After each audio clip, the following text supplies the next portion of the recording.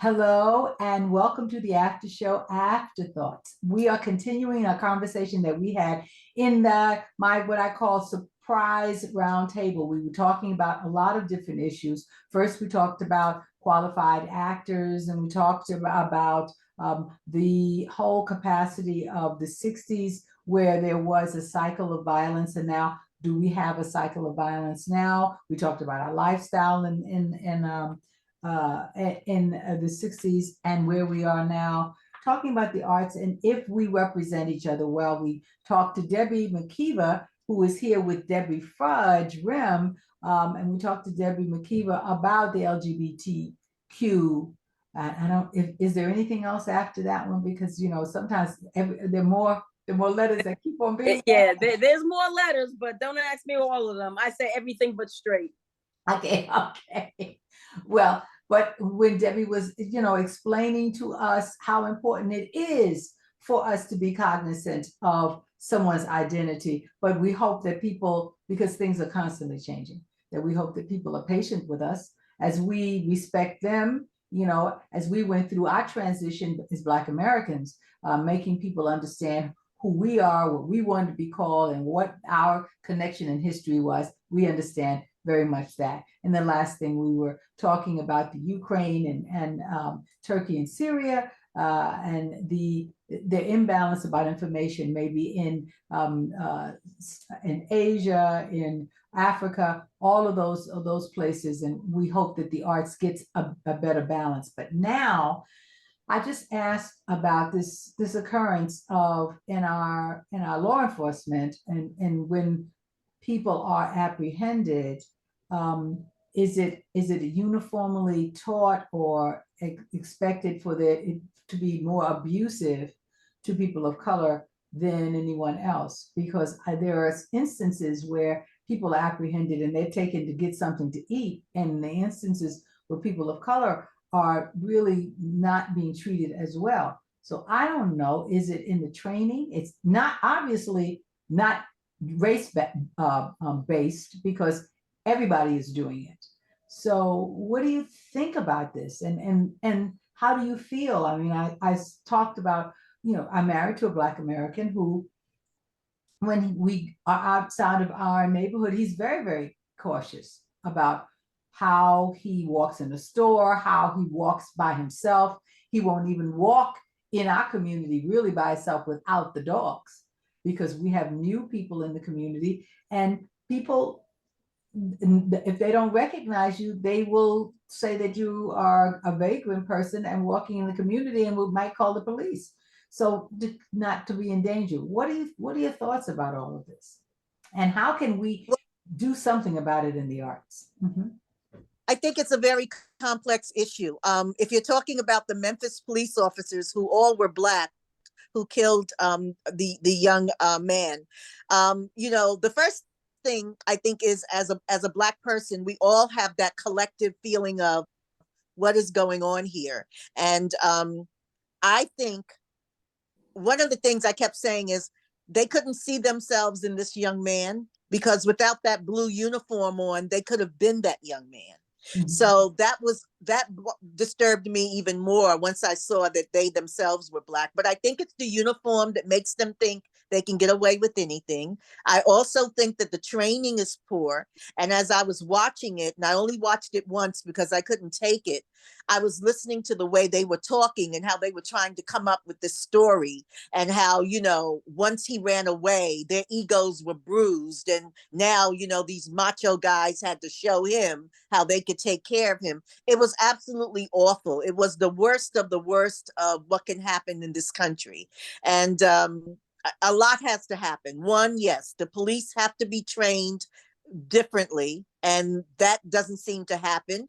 It seems like the screening for finding out which people would be best as officers is not something that is put together very well. So, you know, it's a complex issue, and I just know that a lot of people just feel that it's that blue wall of silence. If those police officers hadn't been filmed, would we know about this? And would they have been able to, you know, think of a story to tell us about why this young man is no longer alive. It would have been very different if they weren't being filmed. So by them being filmed, that was good.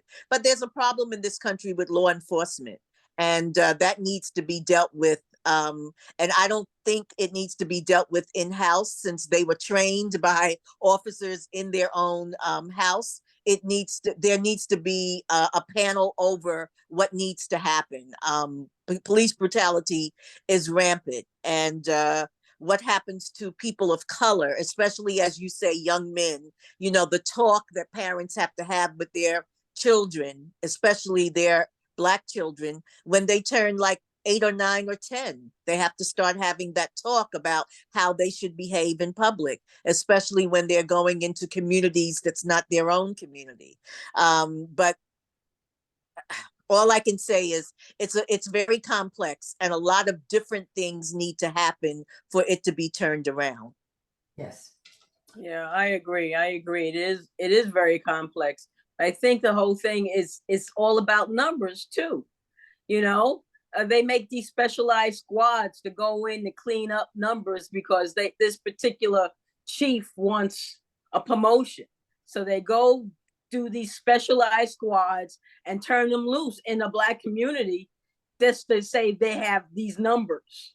You know, while I was the chief of the 30th precinct, we, you know, and they start going down the list of all that they've accomplished, you know. And it's not about the training. I mean, the training needs to be focused more on humanity. Mm-hmm. Let's treat people decent. Let's treat people like humans, not, you know. But right now, I think the whole thing is statistics. You know, is how many in, how many out. Mm-hmm. You know, and I think that's not only with the police department. I think it's in any large bureaucracy. Yeah. That they, you know, that's the way they get their funding, and you know, they look at those numbers, and you know, sometimes it's, you know, however you can get it, you get it. And if that means beating up on my brother to put another, you know, digit figure in this column, so be it. And you know, they just let them go crazy. They just let them do what to get those numbers, whatever it takes. To interject the arts into this, so do you think that we are being told the 360-degree story about in the interpretation when you see it? We've gotten to the point where they will show us the action, and then they will explain to us, the caveat is, you know, this may be difficult for you, you know, you may not want to watch it. But then there is still, for me, I don't know, there's something else that's missing that we in the arts are not covering.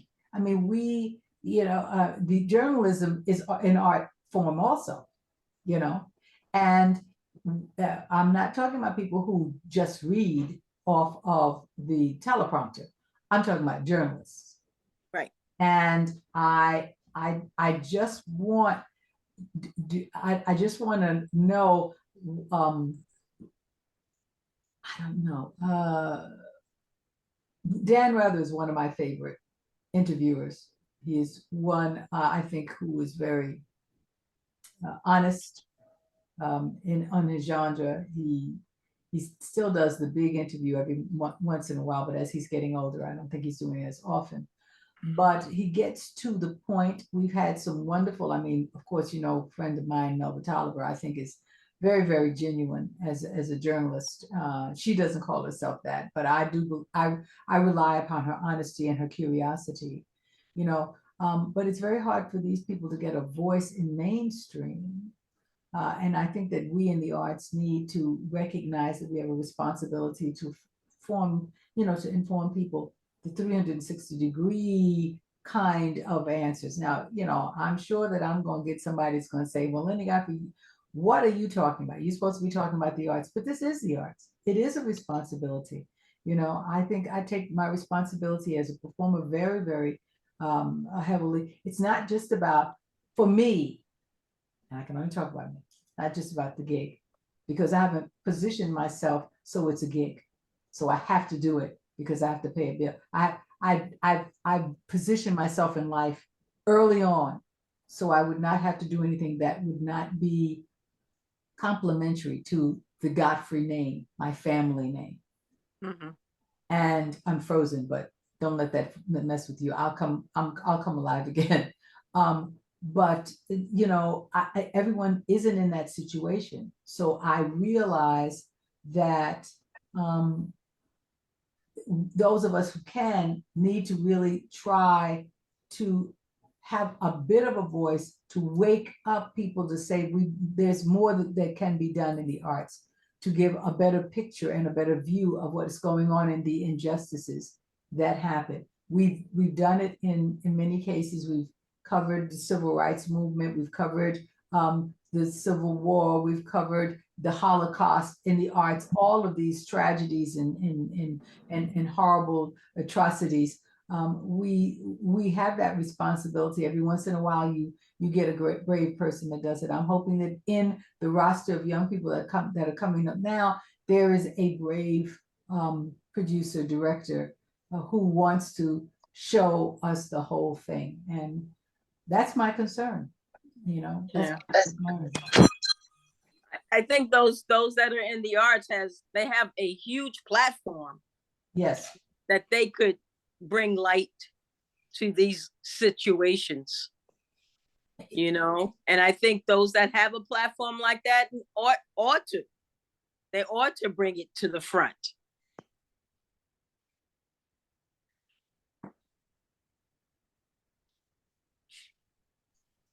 I'm sorry. There was an emergency phone call that I had to take to say that I'm on the air.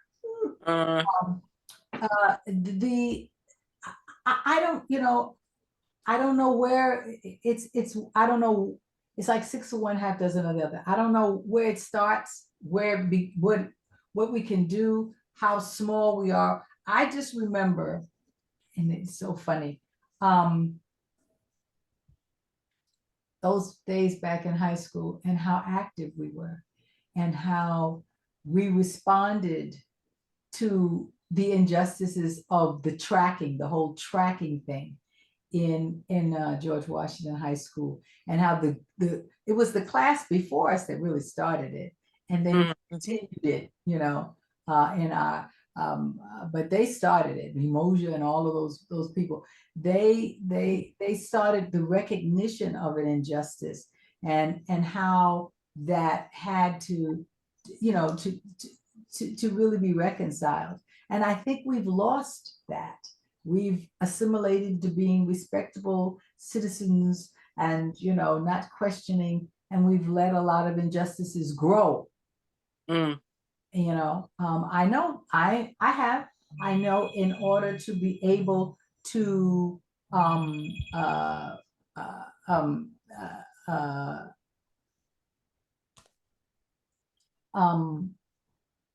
work with people well, you have to kind of make an adjustment, and don't, you know, you see some things and you say, well, that's not my position to talk about. For years I did, and it disturbed me greatly because it wasn't my nature to do it. But after a while, I just, you know me, I couldn't follow the rest of the people and being quiet. And so there's circumstances that happen to you in your career when you do that. You know, some people will say to you, that this person is difficult, and it's not difficult. It's, you know, it's spotting injustices and speaking up for it, and hoping that people didn't hire you because they thought that you were going to just let anything go. You know, the arts and being talented is just parts of what it is that I do for a living. Also, treating the performers well, you know, respecting them, respecting their lifestyles well, and all of that. So it's a lot that has to happen in our world. Yes. You know, our world has a lot. I have lists of concerns that, you know. Well, I think you are doing the right thing by talking about it here. And sometimes it starts with an open letter to your friends in the industry. And then you get together, whether it's on Zoom or in a particular place, and you start to decide what you want to do. And since you brought up what we did in high school, I remember the sit-in, taking over the principal's office and saying, guess what? We want our classes because our history books do not reflect the culture of our people in it. We're totally left out. And all of a sudden we got at least one Black history class and one Black literature class out of it. I remember. So I can't remember the teacher that he was a male teacher that did Black. yes, I can't remember his name. Yeah, I can't remember. But we all, I think that's what it takes. Sometimes one person or maybe a few people to collectively say, let's get together and let's decide what we'd like to do, because this issue is, a nationwide issue that we all need to deal with. And that's basically how sometimes things happen, in a very grassroots kind of way.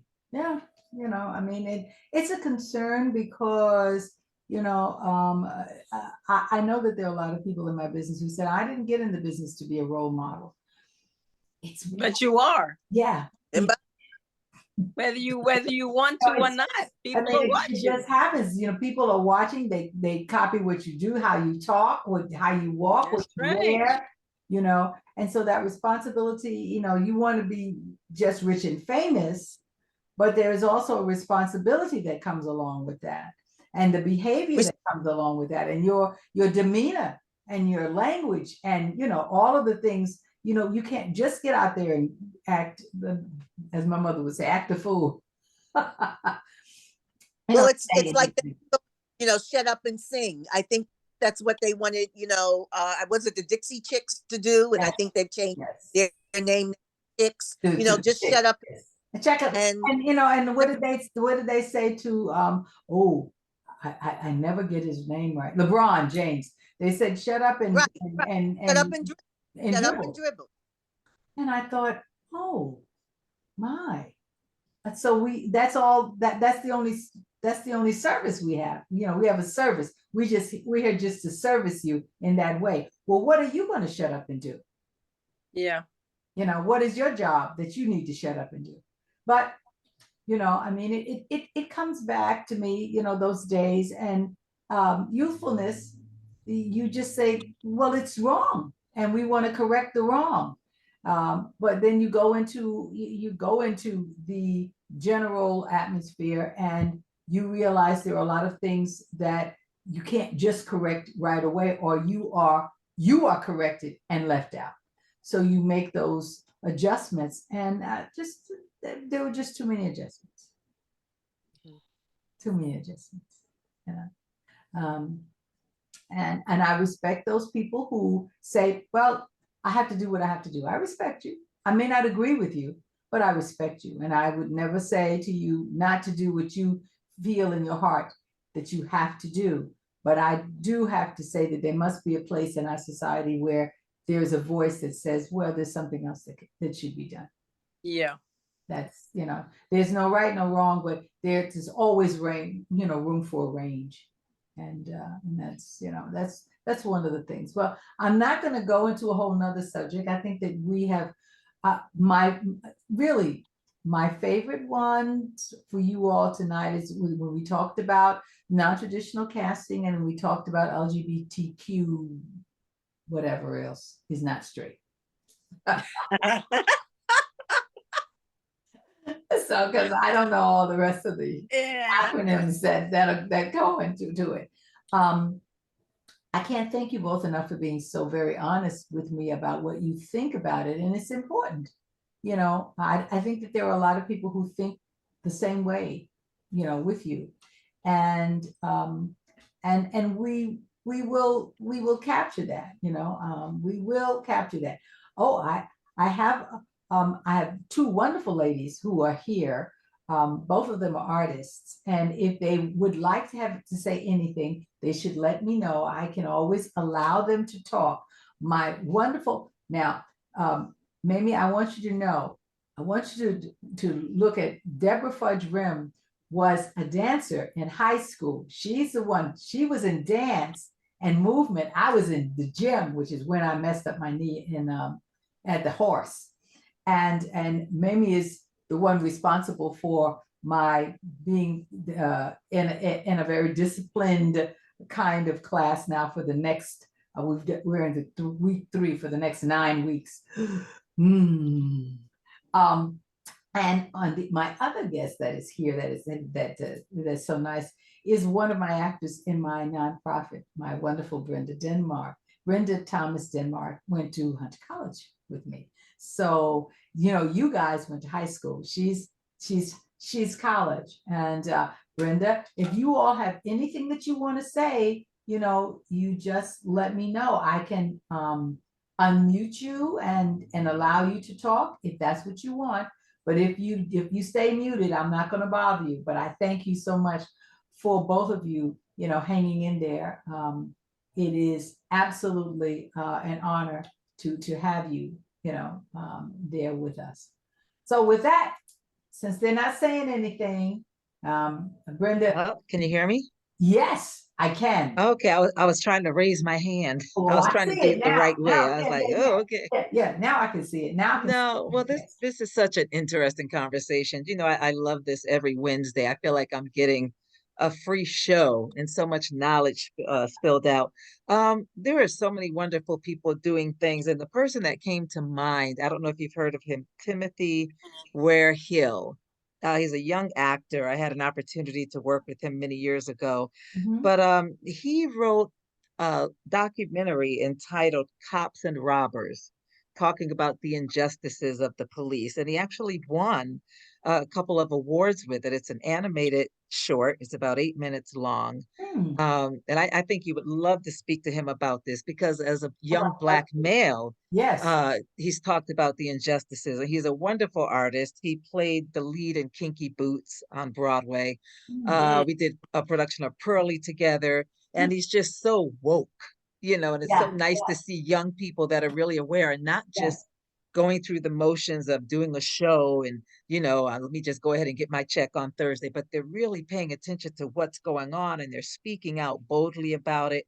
And at the same time, doing it in such a way that it's received and not being pushed back at all. But going back to what you were saying about young men, it brings me back to my husband and I having to talk to our young son when he was 12. And we had to sit him down and say, Joe, if you get stopped, this is what you need to do. Don't put your hands in your pocket. Don't reach into here. And we actually had to have a little skit going Mm-hmm. and say, nope, you Mm-hmm. didn't do that right. Let's do it again. And it's a shame that this is what we have to do with our children. And sure enough, he was stopped down the street from our home a few years ago. And he was told he was about to get on the bus. And he, you know, a cop came up to him and he said, well, my bus is coming. He said, well, you're not getting on it. There was a robbery and you look like the guy, you know, you fit the description. And he had to show ID and show where he lived. I'm just trying to get home. And of course, you look at the news that night and the guy was 5 inches shorter and big and fat and dark skin instead of light skin. It was so ridiculous. But my thing is like with these young men, don't run, don't fight. The bottom line is you want to get home. You want to get home safely. And I think so many times you get angry and you think about all those things. So you want to fight back, you want to lash back, you want to get home. Yeah. You want to The leave that important thing. situation alive. And I think we have to really talk to our young men about it. Don't let pride get in the way of you getting home. Yeah. You know, and I that's the totally agree. You know, Mhm. my husband is the eldest of 8, and he had well, 2 brothers are gone, but eldest of 9. Sorry, 2 brothers are gone. But you know, he always would tell his brothers, "You don't look them straight in the eye." You know, he said, you know, be respectful if they stop you while you're driving. Don't try to challenge. You know, Right. have everything, say, I tell them what you're getting ready to do. You're going to pull out, I'm pulling out my license, sir. I'm pulling out my registration now. I have nothing else that I need to show you. Keep your hands visible at all times. You put yourself in the other position. That person is, when they stop you, their adrenaline is up. So they don't know what they're going to get. So they're, ready to do something at any given point. So at one point, so that you can be on the better side of error, then that's what we're hoping, they are learning, maybe like you said, with those lessons. Brenda, I know that you have a son. Did you have the same conversation with him, Brenda? Bringing you in here. I'm allowing you to talk. Brenda? Oh, you have to unmute. Yes, can you hear Yes, there me? you go. Yes. All right. Mamie, don't go away, Mamie. I know you're muted. I'm here. Okay. I'm here. Okay. Okay. What, Brenda, what did you do? What did you do? Yeah, we had that conversation. In fact, he did run one time. He and some friends had gone to a club downtown, and something was happening outside, and the cops came, and he ran. He's a fast runner. He ran and managed to get away. I don't know, just by the grace of God, because they shoot first and ask questions later. So we had to reinforce, no, do not run.